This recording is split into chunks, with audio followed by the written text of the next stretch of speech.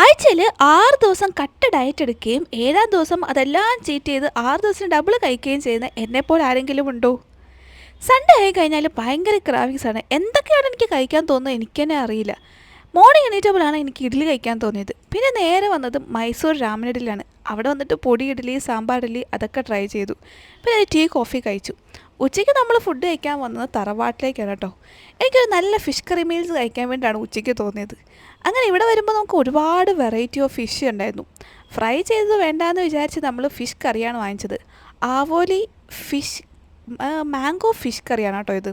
ഒരു രക്ഷയില്ല, അടിപൊളി ടേസ്റ്റാണ്. ഇത്രയും ചോറ് ഞാൻ കഴിച്ചില്ല കേട്ടോ, പകുതി മിച്ചുൻ്റെയാണ്. അതൊക്കെ കഴിച്ച് അവിടെ നിന്ന് ഇറങ്ങിയപ്പോഴാണ് ഭയങ്കരമായിട്ട് മധുരം കഴിക്കാനുള്ള ക്രാവിങ്സ്. പിന്നെ ഇവിടെ വന്നിട്ട് കുറച്ച് മധുരമൊക്കെ കഴിച്ചു. പിന്നെ നമ്മൾ പോയത് വൈകിട്ട് ലുലുവിലാണ്. അവിടെ വന്നിട്ട് ബേബീനെ വഴക്കുറന്ന് ഒന്നുമില്ല കേട്ടോ, വീഡിയോ എടുക്കുന്നതിനാണ്. അപ്പം ഇന്നത്തെ ഡേ കുശാലായി.